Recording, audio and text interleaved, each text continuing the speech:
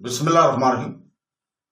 شروع کرتا ہوں اللہ کا نام لے کر جو بہت بڑا مہربان نہایت رہنے والا ہے۔ دوستوں، بہنوں، بھائیوں، بزرگوں، ہماری سیرت انبیاء کرام، اس میں ہم 56 نمبر قسط میں آپ کو ہم خوش آمدید کہتے ہیں۔ ہمارا سلسلہ حضرت ابراہیم علیہ السلام سے چلا ہوا، اس کا ہم بیان کر رہے ہیں۔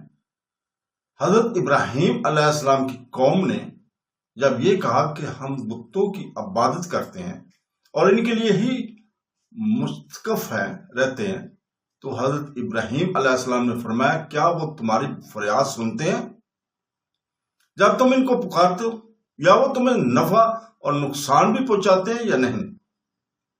قرآن پاک میں ہے سورہ العشر آیت نمبر 72 اور 73 میں، جس کا ترجمہ ہے، ابراہیم نے کہا، کیا وہ تمہاری فریاد سنتے ہیں جب تم انہیں پکارتے ہو، یا وہ تمہیں نفع اور نقصان بھی پہنچاتے ہیں؟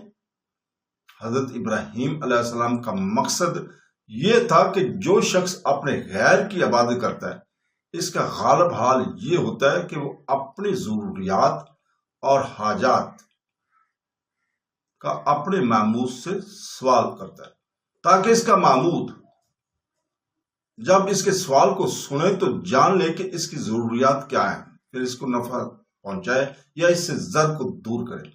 جب حال یہ ہے کہ جب تم ان کو پکارتے ہو تو وہ تمہاری پکار کو نہیں سنتے، اور نہ ہی ان کو تمہاری ضروریات اور حاجات کا علم ہوتا ہے، پھر وہ تمہاری کیسے حاجت روائی کریں گے، یا تم کو نفع پہنچائیں گے، یا کس طرح تم سے ضر کو دور کر سکیں گے؟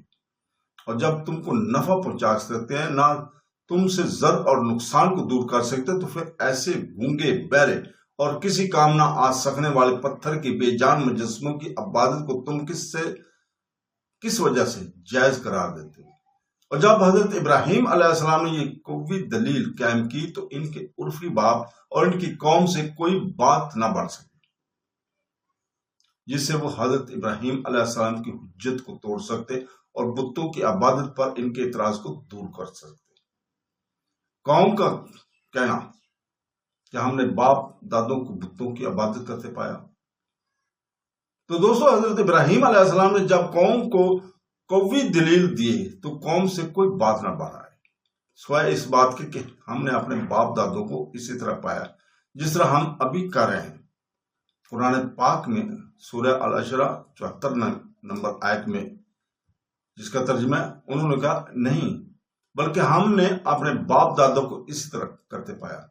اس آیت کریمہ میں قوم کا وہ قول نقل فرمایا گیا جو انہوں نے صرف اس وجہ سے کہا تھا کہ اب تو حضرت ابراہیم علیہ السلام کو یہی جواب دینے کے سوا اور کوئی جواب نہیں کہ ہم نے باپ دادا کو اسی طرح کرتے ہوئے پایا، لہذا جس طرح ہمارے باپ دادا تھے اور جس طرح وہ کرتے تھے، ہم بھی اپنے باپ دادے کے نقش قدم پر چل رہے ہیں۔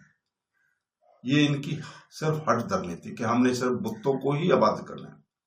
جب قوم نے کہا کہ ہم نے اپنے باپ دادوں کو اسی طرح بتوں کی عبادت کرتے ہوئے پایا، لہذا ہم بھی اسی طرح بتوں کی عبادت کر رہے ہیں، تو حضرت ابراہیم علیہ السلام نے فرمایا، اچھا تم یہ بتاؤ کہ کن کی عبادت کرتے رہتے ہو؟ تم اور تمہارے باپ دادا، بے شک وہ میرے دشمن ہیں، کوئی برحق معبود نہیں سوائے رب العالمین کے۔ قرآن پاک کے سورہ العشر 75 تا 77 میں اللہ تعالیٰ فرماتا ہے، جس کا ترجمہ ہے، ابراہیم نے کہا، اچھا یہ بتاؤ کہ تم کن کی عبادت کرتے رہتے ہو؟ تم اور تمہارے باپ دادا، بے شک وہ میرے دشمن ہیں، کوئی برحق معبود نہیں سوائے رب العالمین کے۔ اس سے معلوم ہوا کہ حضرت ابراہیم علیہ السلام کی قوم کے پاس بتوں کی عبادت کرنے پر سوائے اپنے باپ دادا کی اندھی تقلید کے اور کوئی سند نہیں تھی۔ حضرت ابراہیم علیہ السلام نے بتوں کو دشمن فرمایا۔ دشمن ہونا تو کسی جاندار اور صاحب عقل کی صفت ہے جو کسی کام کی کچھ بگاڑ سکے، کسی کو ضرر اور نقصان پہنچا سکے۔ بے جان پتھر کسی کا کیا بگاڑ سکتے پھر، اور کسی کی کیا ضرور چاہ سکتے ہیں؟ اس کا جواب یہ ہے کہ اللہ تعالیٰ نے فرمایا سورہ مریم 82 نمبر آیت میں، جس کا ترجمہ ہرگز نہیں، وہ عنقریب کفار کی عبادت کرنے کا انکار کر دیں گے اور ان کے مخالف اور دشمن ہو جائیں گے۔ اس آیت کی تفسیر میں یہ کہا گیا کہ کفار دنیا میں جن بتوں کی عبادت کرتے تھے، اللہ تعالیٰ قیامت کے دن ان کو زندہ کر دے گا، حتیٰ کہ وہ کفار کو اس کی عبادت کرنے پر ڈانٹیں گے اور ان کی عبادت سے اپنی برات اور بیزاری کا اظہار کریں گے۔ حضرت ابراہیم علیہ السلام نے فرمایا وہ بت میرے دشمن ہیں، اللہ تعالیٰ کے سوا کوئی معبود نہیں، اور وہی تمام جہانوں کا مالک ہے، اس نے مجھے پیدا کیا اور وہی مجھے ہدایت دیتا ہے۔ اللہ تعالیٰ نے یہی فرمایا، قرآن مجید میں ہے، سورہ عشرہ 80 نمبر آیت میں، اور جب میں بیمار ہوتا ہوں تو وہی مجھے شفا دیتا ہے۔ تو دوستوں، بہنوں، بھائیوں، حضرت ابراہیم علیہ السلام فرما رہے ہیں کہ جب میں بیمار ہوتا ہوں وہی مجھے شفا دیتا ہے۔ اب فرمایا وہی میری روح قبض کرے گا، پھر مجھے زندہ کرے گا۔ قرآن مجید میں ہے، سورہ عشرہ 81 نمبر آیت میں، وہی میری روح قبض کرے گا، پھر مجھے زندہ کرے گا۔ یعنی دنیا میں جب میری اجل پوری ہو جائے گی تو وہ میری روح قبض کرنے کی نسبت اللہ تعالیٰ کی طرف فرمائی کہ ارباب کمال کے لیے موت بھی نعمت ہے، کیونکہ دنیا کے رنج و علم سے خلاصی اور حیات ابدیہ کے حصول کے لیے موت وسیلہ ہے۔ امام سلبی نے کہا ہے کہ اللہ تعالیٰ اپنے عدل سے موت دے گا اور اپنے فضل سے زندہ فرمائے گا، اور یہ بھی کہا گیا ہے کہ موت سے مراد جہل اور مصیبت ہے، اور زندہ کرنے سے مراد علم اور اطاعت ہے، یا مارنے سے مراد گناہ میں مبتلا کرنا ہے، اور زندہ کرنے سے مراد گناہوں سے بچانا ہے، یا مارنے سے مراد اللہ تعالیٰ سے دوری ہے، اور زندہ کرنے سے مراد اللہ تعالیٰ سے وصال ہے۔ حقائق سلمہ میں لکھا ہے کہ مارنے سے مراد ہے کہ کسی شخص کو انانیت میں مبتلا کرنا، اور زندہ کرنے سے مراد ہے اس کو ہدایت عطا کرنا۔ علامہ قرطبی مالکی نے لکھا ہے کہ اس کی تفسیر میں ایسے بذیل اقوال ہیں۔ نمبر 1، جو مجھے اپنے خوف سے مارتا ہے اور اپنی امید سے زندہ کرتا ہے۔ نمبر 2، جو مجھے طمع سے مارتا ہے اور کناز سے زندہ کرتا ہے۔ حضرت ابراہیم علیہ السلام نے فرمایا مجھے امید ہے کہ اللہ تعالیٰ میری بظاہر خطاؤں کو قیامت کے دن معاف فرما دے گا۔ قرآن پاک میں سورہ الشرا 82 نمبر آیت میں، جس کا ترجمہ ہے اور جس سے مجھے امید ہے کہ وہ میری بظاہر خطاؤں کو قیامت کے دن معاف فرما دے گا۔ حضرت ابراہیم علیہ السلام کا اپنی خطا کرنے سے مراد یہی ہے۔ حضرت ابراہیم علیہ السلام نے دعا یوں کی کہ مجھے امید ہے کہ وہ معاف فرما دے گا، یوں نہیں کہا کہ میری خطاؤں کو معاف فرما دے۔ اس کی وجہ ادب ہے اور یہ بتانا کہ بندہ کو خوف اور امید کے درمیان رہنا چاہیے اور اللہ تعالیٰ کے کرم پر متبع فرماتا ہے، کیونکہ اللہ تعالیٰ سے جب کوئی امید رکھی جائے تو وہ اس کو پوری کر دیتا ہے۔ حضرت ابراہیم علیہ السلام مغفور اور معصوم ہیں، پھر انہوں نے اپنی خطاؤں کا کیوں ذکر کیا اور ان کی مغفرت کیوں طلب کی؟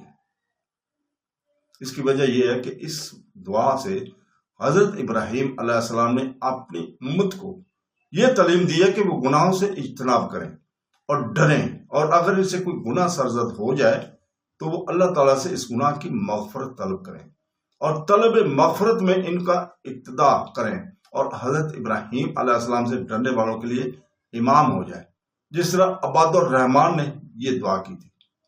سورہ فرقان 74 نمبر آیت ہے، جس کا ترجمہ ہے اور ہم کو متقین کا امام بنا دے۔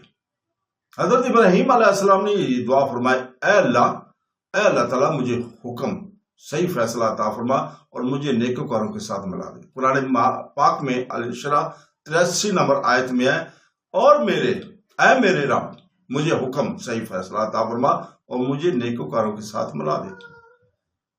سابقہ آیتوں میں حضرت ابراہیم علیہ السلام نے اللہ تعالیٰ کی حمد و ثنا کی اور اس کے بعد اپنے مطالب کے حصول کے لیے دعا کی۔ اس سے معلوم ہوا کہ اپنے مطلوب کی دعا کرنے سے پہلے اللہ تعالیٰ کی حمد و ثنا کرنی چاہیے۔ حضرت ابراہیم علیہ السلام نے دعا میں اپنے مطالب کا ذکر کرتے ہوئے فرمایا، اے میرے رب مجھے حکم صحیح فیصلہ عطا فرما اور مجھے نیکوکاروں کے ساتھ ملا دے۔